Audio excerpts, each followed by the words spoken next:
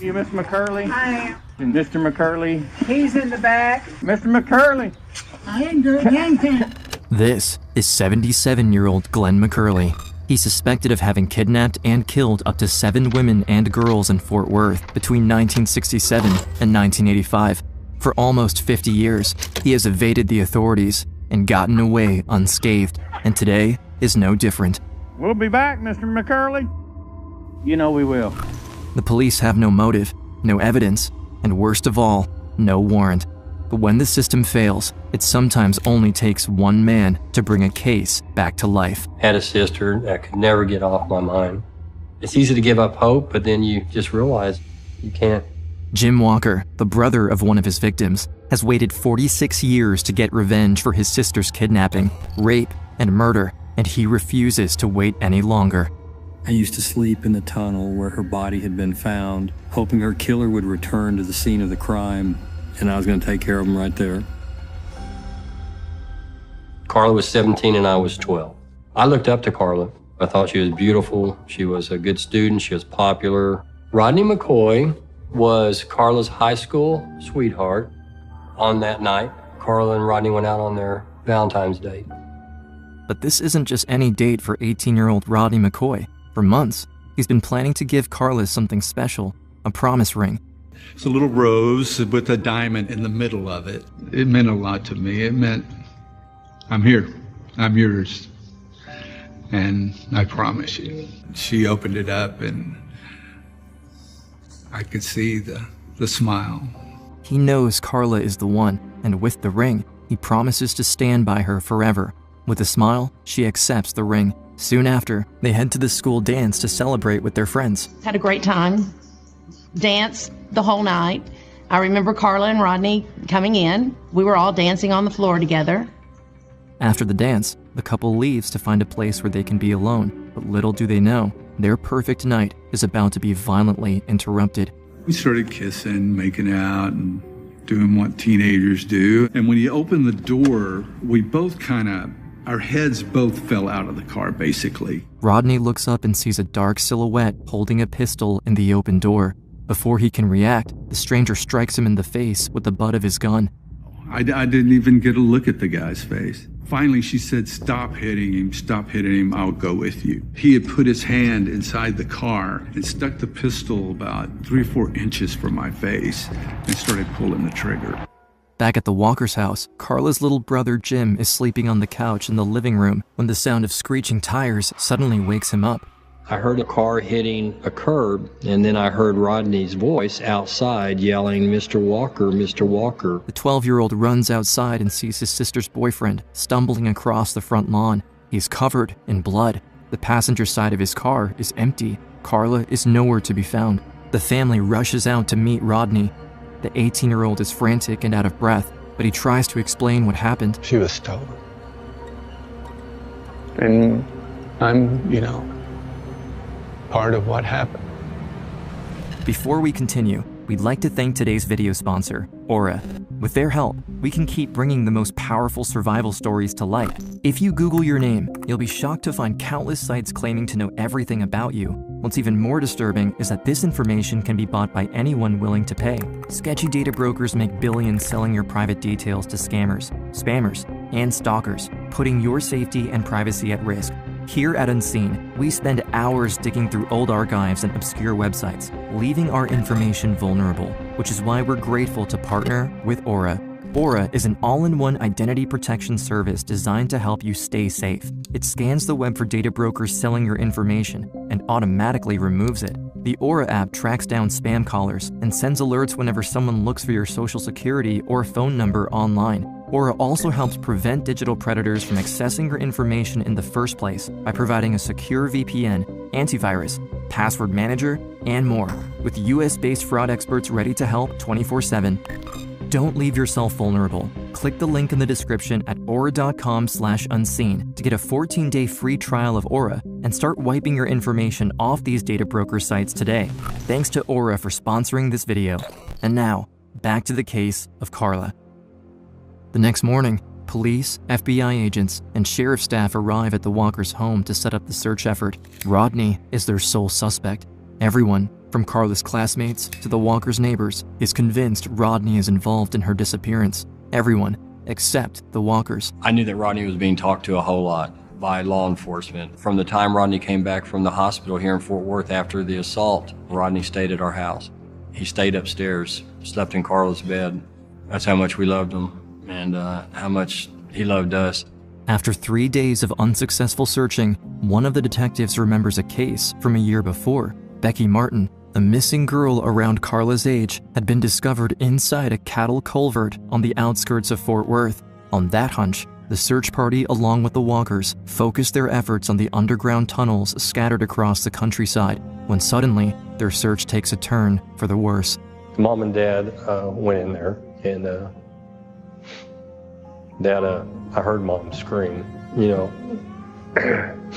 and it's that death scream. Carla's brutal murder shakes Fort Worth. The whole town grieves the loss of the young girl. At the funeral, over 1,000 members of the community gather to pay their respects to Carla. Rodney attends with the family, but a heavy cloud of suspicion looms over him. He faces the judgmental looks of his classmates, their parents, and everyone else in attendance. In spite of this, Rodney gathers the courage to walk over to Carla's casket. As he looks at her for one last time, something catches his eye. The promise ring he gave her is nowhere to be found. The night she was taken flashes before his eyes, and Rodney breaks down. Kind of collapsed to my knees, and Cindy was holding on to me.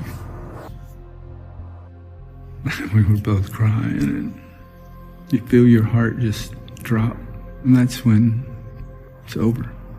This will be his last day sleeping in Carla's bed at the Walkers. Right after graduation, Rodney moves to Alaska to work in an oil rig, never to return to Fort Worth. Carla saved my life. I wish it would have been the other way around. And for so many years, my thoughts were how terrified and how scared Carla was that night. That's been with me forever. With Rodney's departure, Jim feels even more isolated. Everybody around him is consumed by grief, but the 12-year-old only feels anger. It becomes an obsession. He wants revenge for what happened to Carla. At the time, I used to sleep in the culvert where her body had been found, hoping her killer would return to the scene of the crime, and I was going to take care of him right there. See, and I wanted to see it. I wanted to know if my sister was still alive when she went into that place, what she saw, what she smelled, how it felt. It was cold, but I just wanted to experience that. Neither Jim nor the police ever catch a glimpse of the killer, but he refuses to give up. He's convinced he can solve the case himself and applies to the police academy as soon as he's old enough. He's accepted, but something goes wrong during one of his exams. His vision is blurry, and it's only getting worse. Jim is eventually diagnosed with a rare genetic condition that throws a wrench in his future as a detective. He's going blind. Part of my life experience has led me to living with legal blindness. Prognosis is irreversible, and that it will probably only get worse. With Jim's career in law enforcement cut short, he begins to lose all hope of ever bringing his sister's killer to justice. All of his siblings eventually leave Fort Worth. Years turn into decades. Come 2020, Jim is the only Walker left in Fort Worth. It was a very dark time. My marriage was on the rocks. My dad had died. I know in his heart, he felt like he let his beautiful daughter down by not getting justice for her. By the time Mom died, I think she also too died of a broken heart. With everyone around him gone, Jim's drive to find Carla's killer becomes stronger. Every year, he does the only thing he can do: call the Fort Worth police and try to convince whoever's in charge of their cold case department to reopen his sister's case. I asked us, how many cold cases do you have? And she said, we have 971 unsolved murders. I said, man, my heart bleeds for all 971 of those families. But right now, I only care about one case. I said, whoever did this is either dead, dying, we're running out of daylight.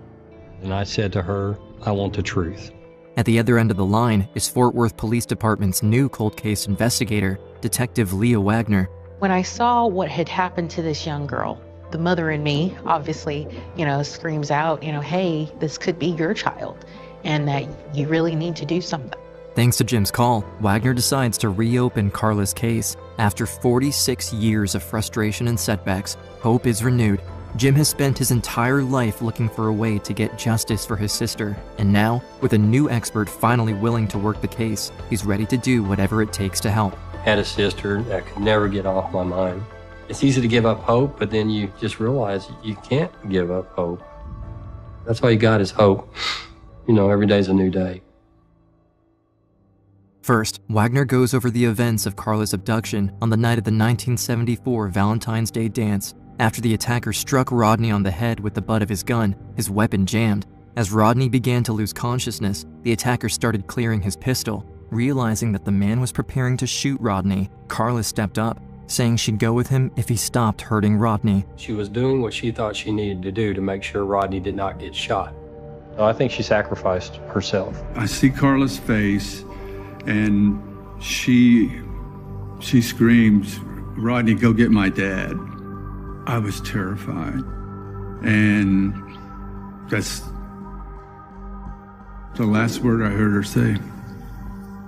That's the last time I saw her. I went out face first in the seat.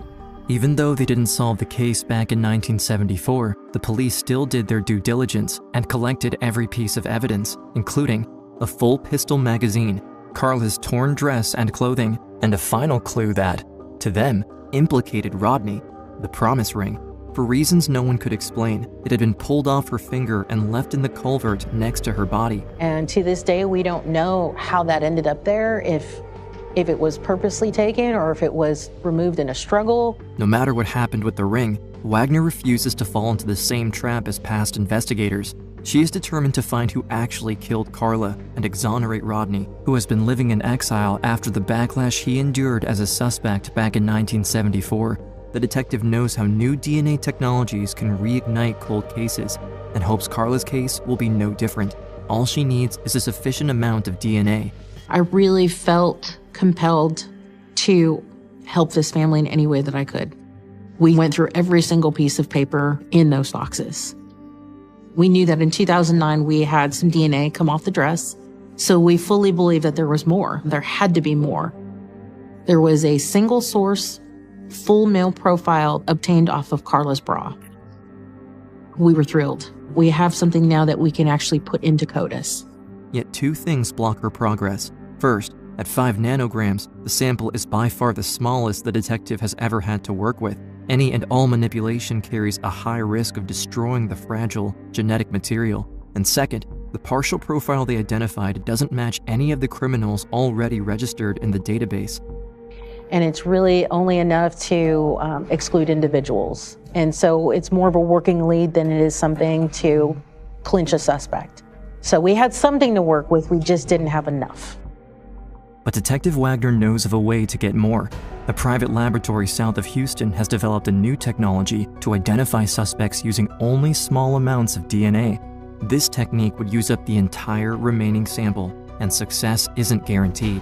But Leah and Jim are willing to take that risk to get answers. We still had hope because we believed that there was somebody out there and we were definitely going to find out who it was. The gamble pays off. With the new DNA profile, Detective Wagner finally has a name, Glenn McCurley. She recognizes it right away as suspect number 22 from the 1974 investigation. Back then, police questioned every local owner of registered Ruger pistols after a loaded clip was found at the scene of the abduction. McCurley was one of them. He even took a polygraph and passed. But DNA doesn't lie. We researched where he was currently residing, and it happened to still be in Fort Worth, only a couple miles away from the bowling alley. And so what we decided to do was have an officer go out there and talk with the residents of the house. You, Miss McCurley? I am. Mr. McCurley? He's in the back. He reacts jokingly at first. Mr. McCurley? I ain't doing anything. But his tone shifts once Wagner starts asking questions. Back in 1974, there was a young lady that got kidnapped from the bowling alley. We're re-interviewing everybody that was in the case, and we had seen at one point they talked to Mr. McCurley. I told him about the same story I told you. Mm-hmm. I said, well, you sure got the wrong fella, because I ain't never killed nobody. In order for us to eliminate you, the quickest way to do that is to get your DNA. Well, I think they've already gone through all that.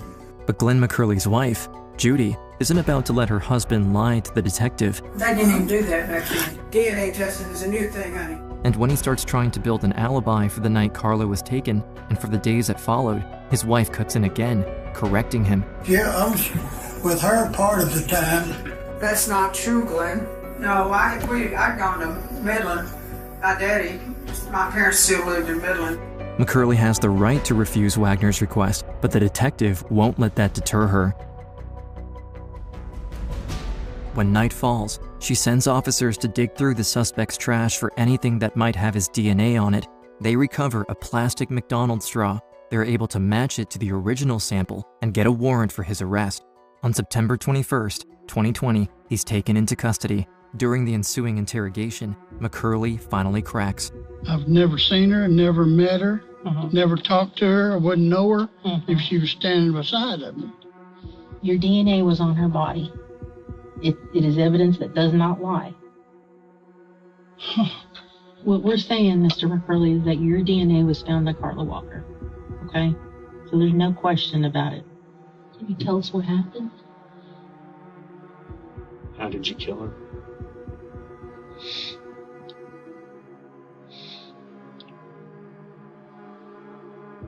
I guess choked her.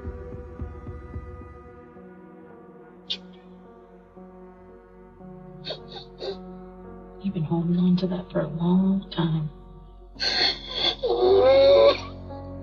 I can remember Detective Wagner saying, "We got him." I cried, and then I called Rodney. I said, "We got him." And there was a pause, and Rodney said, "Got him?" And I said, "Yep, we got him, buddy. We know who did this to you and Carla." And Rodney started crying. Later during the interview, Detective Wagner asks McCurley where he left Carla's body. He starts giving directions, insisting it was beside a building, but this isn't where Carla was found. This raises red flags for the detectives. She may not be the killer's only victim. When they try to push him for answers, the 77-year-old suspect completely shuts down, leaving Wagner with nothing. For Jim, the feeling of defeat is familiar. He's lived with it for decades, but he's not a 12-year-old boy anymore. In the years since Carla was taken, anger has been keeping him moving, but now, sitting this close to the truth, he knows he isn't here for revenge, but for answers and for peace. I know this might be hard to believe, but it's true. I feel compassion and forgiveness. I do. And by me having compassion and forgiveness in my heart, evil has no control over my spirit. Jim has had Carla on his mind for a long time, but the thought that McCurley might have been a serial killer all along has never escaped his or Detective Wagner's minds. Since Carla's murder, several women and girls have been abducted and killed around Valentine's Day in the Fort Worth area, each of their cases remaining unsolved to this day. And another family is now also painfully aware of these facts, the McCurleys. A few days before the trial, Roddy McCurley, the killer's own son, tries desperately to get answers from his father. If there were other crimes, I wanted him to give those families some peace and confess to those things. I thought if there was anybody that could open his eyes and soften his heart, it would be me, because I know he loves me. When I looked into my dad's eyes, I saw nothing. He was completely closed off. But if he loves me at all, if he has any love for me at all, he would take that overwhelming weight off of me. That's what I want. I want that peace.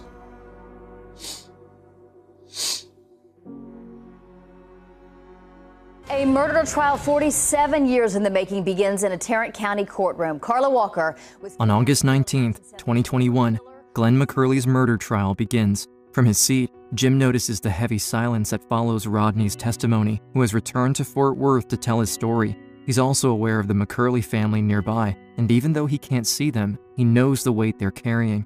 Jim has lived with Carla's murder for 46 years. For the McCurleys, this is all happening in real time. And despite everything he has been through, Jim knows he needs to do something. After one of the days in trial, he approaches their son, Roddy. His heart was broken. His soul was broken, I could tell. His world had been completely devastated. And I said, Roddy, I said, I'm Jim Walker. How are you? He just couldn't even talk. I said, can I give you a hug, buddy? And we hugged. I said, hey, you're not responsible for the sins of your father. You do not own this. This is not your responsibility. Yeah, meeting Jim was a pretty special moment in my life. He was comforting me. And I think that surprised me.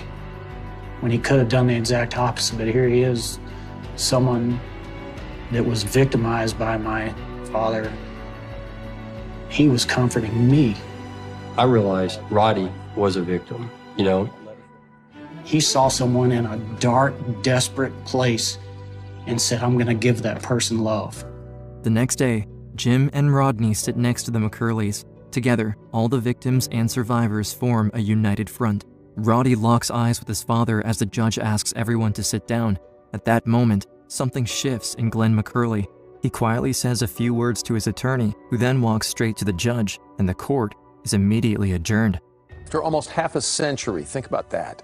Time and evidence caught up with a killer today. The cold case mystery of who killed teenager Karla Walker in Fort Worth ended, and it happened suddenly. Here's our Jason Allen. Before a third day of testimony in his murder trial could even start Tuesday, Glenn McCurley stopped it. He changed his plea to guilty for killing 17-year-old Karla Walker in 1974. Judge Elizabeth Beach immediately sent him to prison for life, and families finally let emotions show in the courtroom. This was a lot of healing going on in there today for not just me and my family, but our whole community. He hung a cloud of suspicion on me for all those years. I mean, that's torment. To mark the end of the case and Rodney's return to Fort Worth, Jim and Wagner prepare a surprise for him. They returned something he lost 46 years ago. Rodney, on behalf of the Fort Worth Police Department and the Walker family, we'd like to give you back Karla's ring, so you can have a piece of it. I'm indebted to them forever. What they did for me is pretty amazing. Wow, so much. I remember exactly. So unexpected. That was so heartfelt. I got a little piece of my heart back, and it just means so much to me. Today, Jim remains close friends with not only Wagner and Rodney, but also with Roddy McCurley. Jim stands by Roddy, helping him find peace and acceptance for his father's crimes and move forward with his life, just as he already did for himself. I don't know what I would do without the relationship that I have with Jim. You never know why God puts people in each other's paths. I wish it was for another reason, but I'm happy that we did. Love you, bro. Love you too, man. Glenn McCurley, now dubbed the Valentine's Day Killer, is suspected of having killed between 4 and 7 women and girls in and around Fort Worth between 1967 and 1985. To solve these crimes and countless other cold cases with insufficient DNA samples, police need new resources to access advanced forensic technology. In Congress, Texas Senator John Cornyn is pushing a bill named after Karla Walker. Walker was abducted and killed in 1974. It wasn't until 2020 when advanced DNA technology helped investigators find her killer. Now Cornyn is pushing the Karla Walker Act, which would help fund similar technology and solve more cases just like hers. We lost Karla, but because of what happened to Karla, we're going to be able to take a lot of bad people off the streets. That's our goal now, is to help other Karla Walker families. There's other families out there just like ours. Ours is no more important than any other family. I hope that Karla was happy. And she knew we didn't give up.